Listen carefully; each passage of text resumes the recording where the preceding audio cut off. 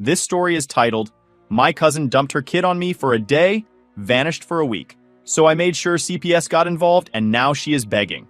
Hey everyone, before we jump into today's video, I need your help.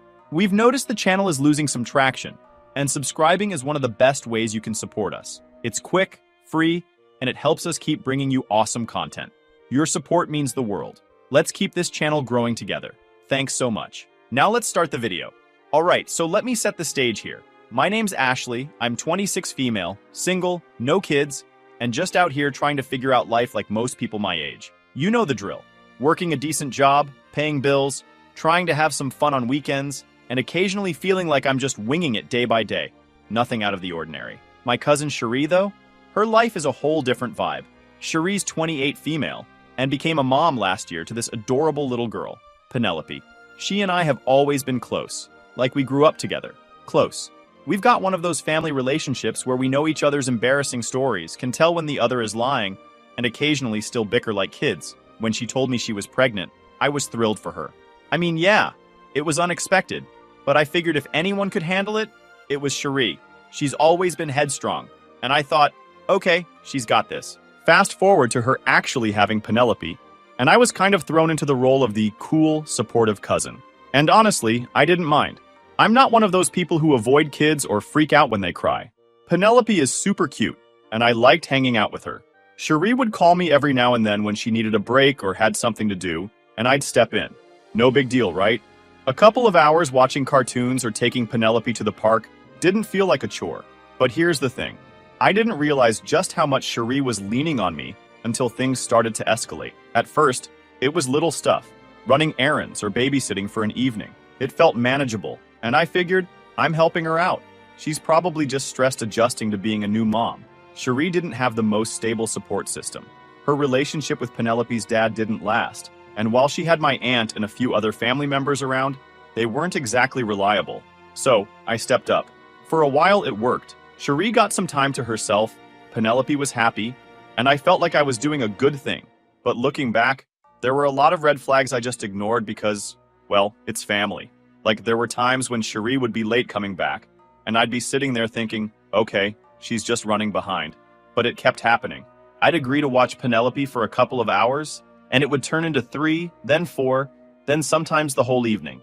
I remember one time when Cherie said she'd be back by 8 p.m., and I ended up staying until almost midnight. She texted me halfway through the evening saying she got caught up and would be a little late. No explanation, no apology, just a quick, thanks, you're the best. I was a little annoyed, but I brushed it off. What was I going to do, call her out?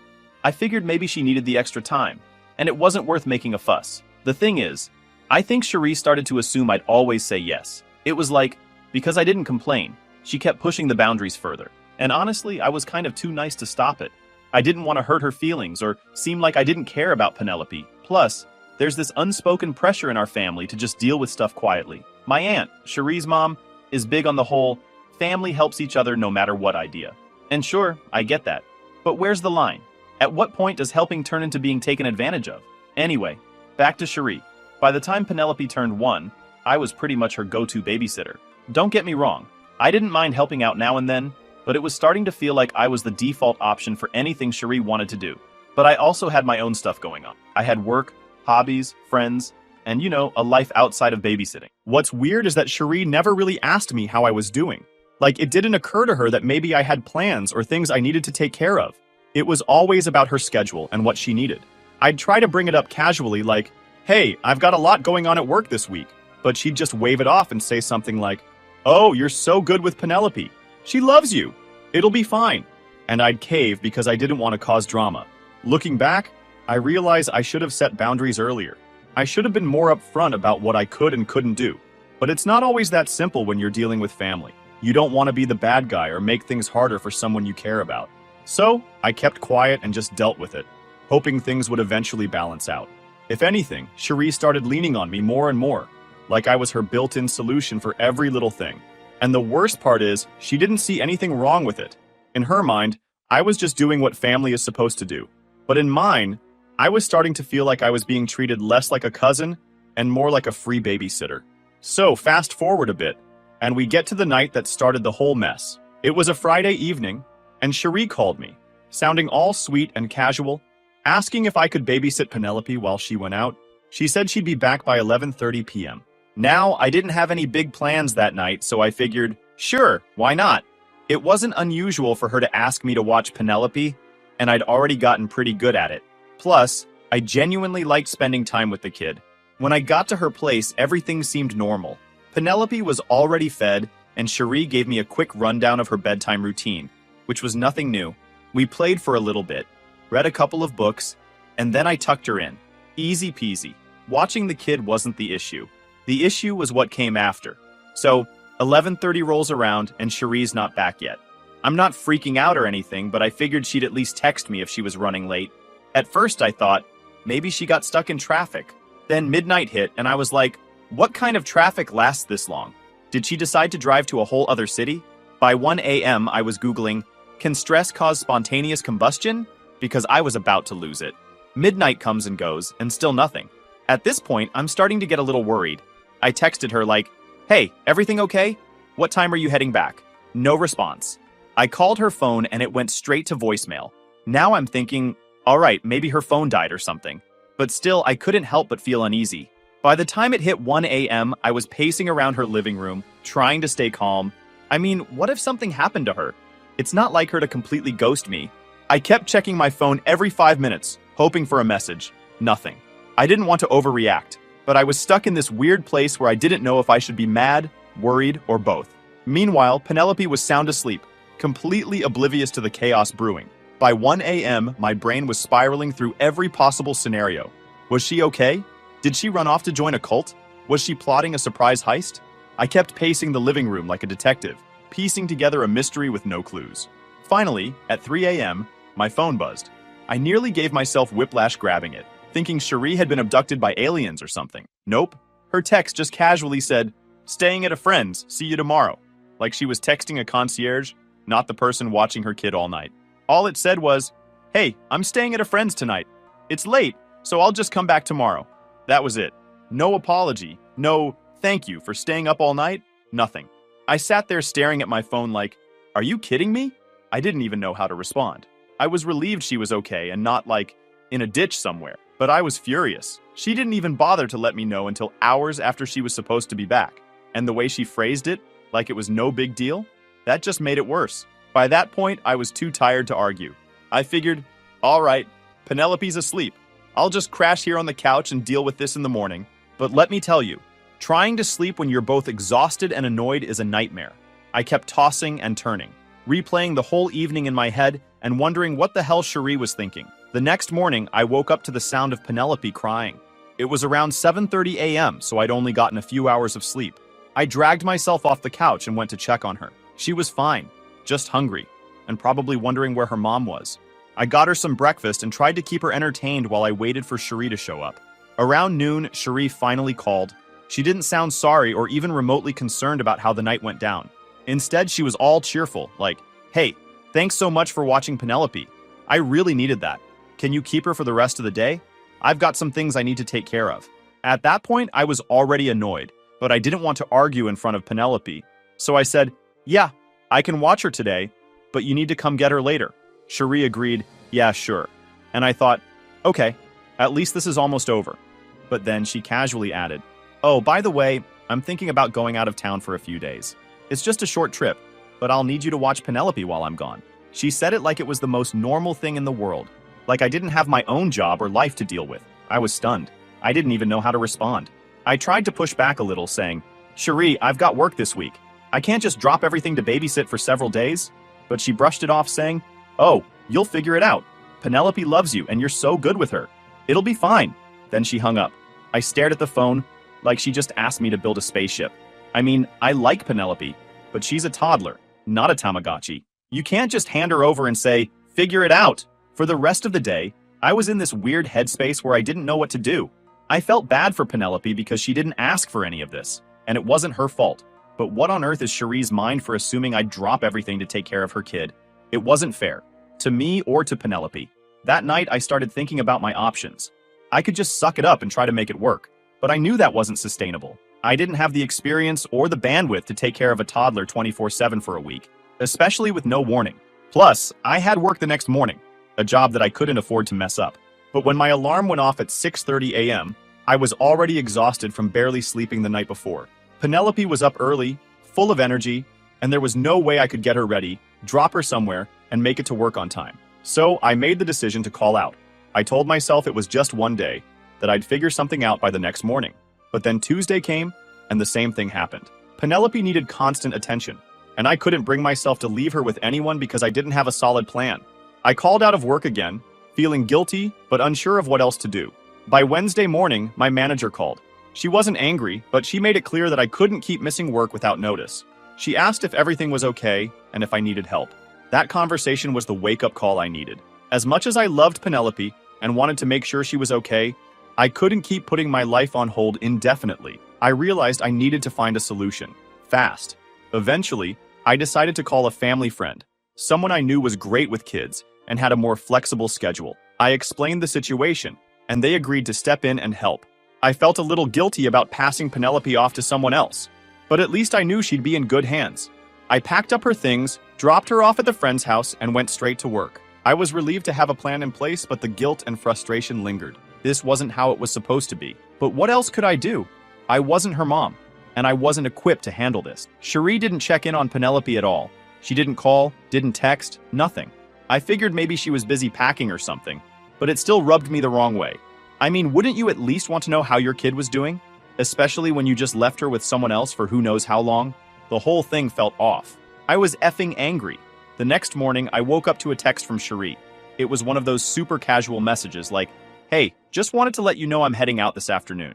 Thanks so much for helping out with Penelope. You're a lifesaver." A lifesaver. That's what she called me. Like I was just someone she could call up whenever she needed a break. I couldn't hold it in anymore. I texted back, trying to stay calm, but also making it clear that I wasn't okay with how she'd handled this. I said something like, "Cherie, I don't think you understand how much you're asking of me. I have a full-time job, and I can't just drop everything to take care of Penelope for a week. You need to figure something out because this isn't fair to me or her." Her response? "You're overthinking it. Penelope loves you and you're great with her. It's just a few days. Relax." That's what she told me. Like I was the one being unreasonable. I sat there staring at my phone, trying to decide if I should call her and really let her have it, but I knew it wouldn't get through to her. Cherie's the kind of person who thinks her way is the only way, and no amount of arguing was going to change that. That's when I started thinking about what to do next. The family friend was fine watching Penelope for a little while, but I couldn't just leave them to handle everything. And honestly, I didn't think it was right for Cherie to keep acting like this was normal. It wasn't normal. You don't just leave your kid with someone indefinitely and expect them to figure it out. That's not how parenting works. I decided to call my uncle, Cherie's dad, to get his advice. He's the family's unofficial referee. Whenever the drama gets too hot, he's the guy with the whistle and the knock-it-off speech ready to go. When I explained the situation, he didn't sound surprised. If anything, he sounded tired. Like this wasn't the first time Cherie had pulled something like this. "She's always been like this," he said. "She assumes other people will pick up the slack for her. I've tried talking to her, but she doesn't listen. Maybe this will be the wake-up call she needs." A wake-up call. Maybe he was right. Maybe the only way Cherie would realize how serious this was would be if someone actually did something about it. But what? I didn't want to blow things out of proportion, but I also couldn't keep enabling her behavior. That's when I started thinking about CPS. It wasn't an easy thought to have, and it definitely wasn't something I took lightly. But Cherie's behavior wasn't just inconvenient, it was irresponsible. Leaving your kid without a clear plan, no communication, and no real concern for her well-being? That's not okay at all. Making the call to CPS was one of the hardest decisions I've ever made. I kept second-guessing myself, wondering if I was doing the right thing or if I was just overreacting. But every time I thought about letting it go, I'd remember how Cherie just casually dumped Penelope on me like it was nothing. It wasn't nothing. It was her child's life. And if she couldn't see that, then someone needed to step in. I explained everything to the CPS worker. The last-minute babysitting, the lack of communication, the way Cherie had just up and left without a plan. I made it clear that Penelope was safe with the family friend, but I felt like this situation needed to be addressed. After I hung up, I sat there for a long time, just trying to process everything. I knew this was going to blow up in my face. Cherie wasn't the type to take criticism well, and I could already picture her screaming at me, calling me a traitor, and dragging the rest of the family into it. But I also knew I couldn't keep ignoring what was happening. Later that day, I got a call from the family friend. They'd been contacted by CPS, and they were understanding about the whole thing. They assured me that Penelope was fine and that they'd cooperate with whatever CPS needed. Hearing that was a huge relief. At least I knew Penelope was safe and being cared for while all of this played out. That night, I didn't hear from Cherie. No texts, no calls, nothing. Part of me wondered if she even knew what was happening yet. The very next morning, I was jolted awake by loud banging on my apartment door. My heart sank because I already knew who it was. Sure enough, when I opened the door, there stood Cherie. I almost laughed. I mean, at least she remembered she has a kid, but she was livid. Her face was red, her hair was a mess, and she looked like she hadn't slept at all. She came in like the Kool-Aid man, yelling before I even had a chance to close the door. I half expected her to yell, "Oh yeah!" after each sentence. "What the hell is wrong with you?" she shouted, pacing back and forth in my living room. "You called CPS on me? Are you serious? Do you have any idea what you've done?" I didn't even get a chance to respond before she kept going, throwing accusations left and right. According to her, I had betrayed her, ruined her life, and made her look like a bad mom. She accused me of being jealous, spiteful, and incapable of understanding real responsibility. Every time I tried to say something, she'd cut me off. So I eventually just stood there and let her rant. Honestly, it was exhausting. She kept going in circles, blaming me for everything, while completely ignoring her own actions. At one point, she even said, "You're just bitter because you're child-free, and don't understand what it's like to be under this kind of pressure." That one stung, not because it was true, but because it showed just how little she understood where I was coming from. This wasn't about me being bitter or child-free or anything like that. This was about her dumping her kid on me with zero warning and no plan. After what felt like an eternity, I finally managed to get a word in. "Cherie, stop," I said, trying to keep my voice calm. "This isn't about you. This is about Penelope. You left her with me for an entire week without asking if I could handle it. That's not okay. She's your daughter, not mine." She didn't like that. "I trusted you," she shot back. "You're supposed to be my family. Family helps each other out. But instead, you called the authorities on me. Do you know how humiliating that is? I'm her mother. Not you, not anyone else. Me." "That's exactly the point," I said, my frustration finally bubbling to the surface. "You're her mother, and it's your responsibility to make sure she's taken care of. You can't just dump her on me and disappear. What if I couldn't handle it? What if something happened to her? Did you even think about that?" She didn't have an answer for that. Instead, she just kept deflecting, blaming me for blowing things out of proportion, and insisting that I should have handled it differently. When I asked her what I was supposed to do, just suck it up and take care of Penelope indefinitely, she didn't have a real answer. It was clear she hadn't thought this through at all. By the time she finally left, I was completely drained.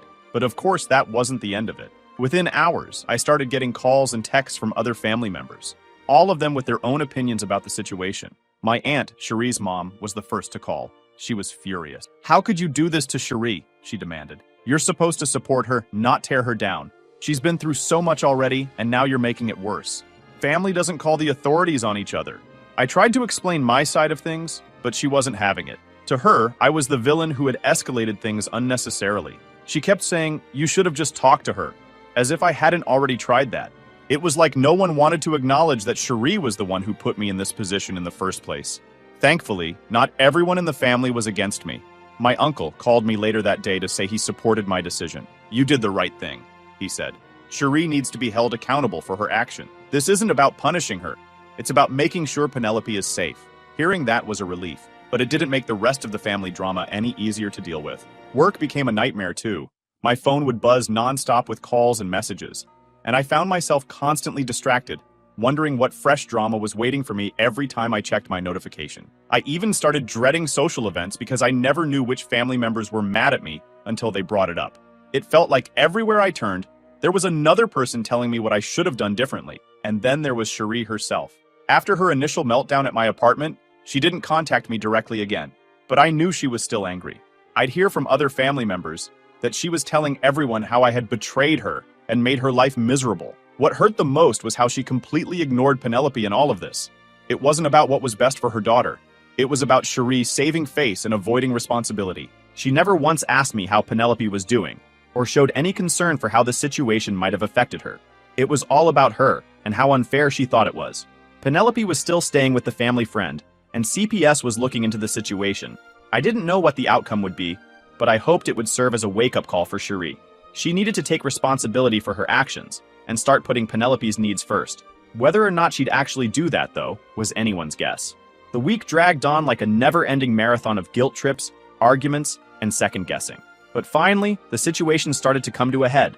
CPS had done their initial assessment and decided to set up a meeting with Cherie. I wasn't directly involved, but our family friend, who had been watching Penelope, let me know that CPS was serious about making sure Cherie understood the gravity of what had happened. Hearing that gave me a strange mix of relief and anxiety. On one hand, I felt validated. On the other, I knew the real fallout was still coming. One afternoon, my uncle called me. He'd just spoken to Cherie and he wanted to give me a heads up about what was going on. "She's furious, as usual," he said, his voice heavy with frustration. "But I think she's starting to realize this isn't just going to go away. CPS is making her jump through some hoops and she's not happy about it."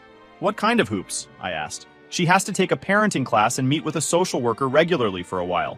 They're keeping Penelope with the family friend for now, which honestly is the equivalent of giving Cherie a yellow card in soccer. It's a warning, not a full penalty, but she better get her act together. She's blaming you for all of it, of course." That last part didn't surprise me. Cherie had made it clear from the start that she thought this was all my fault. But what did surprise me was what my uncle said next. "I told her she has no one to blame but herself," he said.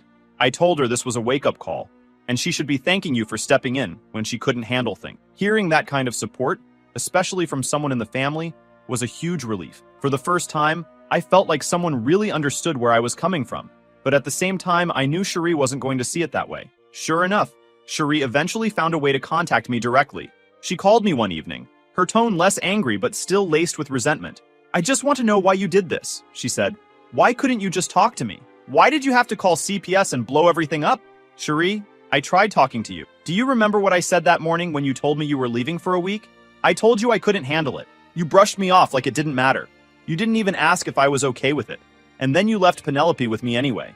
"That's not fair," she said quickly. "I trusted you. I thought you'd be there for me." "This isn't about trust," I said, trying to keep my voice steady. "This is about responsibility. You didn't make a plan for Penelope. You just assumed I'd figure it out. That's not okay. She's your daughter, Cherie, not mine." There was a long pause on her end, and for a moment, I thought she might actually hear me. But then she said, "You could have just handled it quietly. You didn't have to call CPS. Do you know how humiliating this is for me?" I sighed.